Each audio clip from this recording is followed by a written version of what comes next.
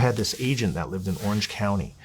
And he says, I got a VIP customer that's going to deal with all cash. He's like clockwork, but he wants big limits. I'm like, well, you trust him? He goes, oh, I trust him.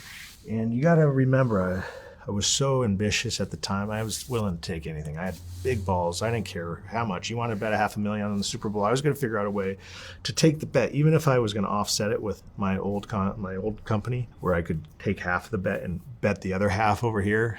I wanted that person that was betting with me to feel like I was the man the whole time, so they would never leave. So if a guy said, I want to bet $500,000 on a Super Bowl game, guess what? I'm going to take the $500,000 bet, but little does he know that I'm laying off half of it over here with a bigger outfit.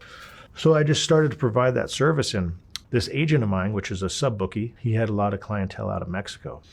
And he said, I got a client. He's a bad motherfucker. He pays, but he expects the same. I said, bring him, you know? He's like, he's VIP. I said, I've heard it before, bring him. Like, I'm not worried about it. It's VIP, what's that mean? Like, we got to wine and dine him? Like, whatever we got to do. So the first week, the guy loses $250, he brings a duffel bag. Boom. I gave him his half. I think it was $200 or $250. It was around that number. I gave him his 50% commission because this was a big agent. He had like 75 players with me. Next week, same thing. He loses, I think, like $300,000-400,000. Boom. Give the agent his half. I take my half. And this guy's just a donkey. He can't hit the side of a barn. You know, he can't win a sports bet. So I'm like, you got a VIP client, man. Whatever he wants, let him know. If he wants to come into Madeo, Mr. Chow's, we got him. Like, what does he want to do? He's like, no, he's not coming to the U.S. So I'm thinking, who is this guy? Finally, he wins. He cracks me. He hits a 5-team parlay on a Sunday night. He needed the Raiders. And we go to pay him out. I think it was like $225 or $250. I called the agent. I said, buddy, get here Sunday night. Your guy's going to win. And guess what? I need you here. I got the duffel bag ready. I want you to pay him on Monday morning, 8 a.m. right when he wakes up. I said, no exceptions. So he comes and I give him the bag. I said, please do this. This is what our name is about. If we pay a customer on Monday, he's going to forever gamble with us because we are paying him. No one does that in the sports betting industry. Usually a guy slow pays you and waits till Thursday to pay you because he wants to collect all the money from the losers. So I made sure we paid him. Come Monday, he pays him.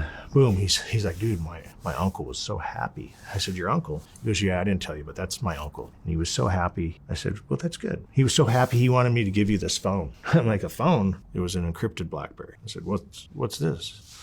He says, there's no microphone, there's no GPS. He says, it's just connected to my uncle's server. I'm like, oh boy, what have I gotten myself in? He said, my uncle's so happy he wants to communicate with you, but he's only going to communicate with you on this. I looked at it, BlackBerry, huh? So I'm opening it. Here's the password. He gives me a piece of paper and I enter the password. And the first line was, Güero, I like how you work.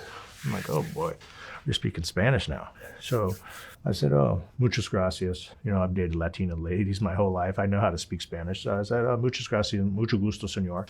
You know, nice to meet you. I said, me llamo Owen. Yo soy de Los Angeles, un bookie de betodog.com. He's like, Güero, you do great business. He says, you have a lot of money in the United States, I can tell. You paid me like clockwork. He's telling me this, like I paid him on time. And yeah, that's how I run my business. You know, I'm very punctual. I do things the right way. You know, I'm explaining this to him. And he says, listen, I have an offer for you. He says, I have stash houses all throughout the United States. I need money dropped off here sometimes. I need it over in San Bernardino. I have a stash house in Corona. I have people in North Carolina that work for me. I'm thinking, okay, what do you need? Like, he's like, sometimes I need like 50, 100,000 over here. I'm like, oh, that's easy. I got agents throughout the United States now. BetOdog's international, but nationwide mostly. So for me, it's just a phone call. Like, hey, Johnny, can you drop off 50,000 in North Carolina at the Starbucks? And the catch was this. Every time I dropped off money for, we'll call him El Jefe. Every time I dropped off money for El Jefe, he would give me 10% of whatever I dropped off. So I'm making 10% a day, Mark. If I drop off 100,000, guess what? I just made $10,000 for doing nothing. I mean, what bank pays you that? So next thing you know, I'm helping this guy. I don't care. He's losing so much money. Like, I'll do whatever he wants. He's the VIP. I'm helping him. I'm helping him drop off money here, there. He's happy. He's loving the way I handle things. You know, I'm this ambitious kid, 24 years old at the time.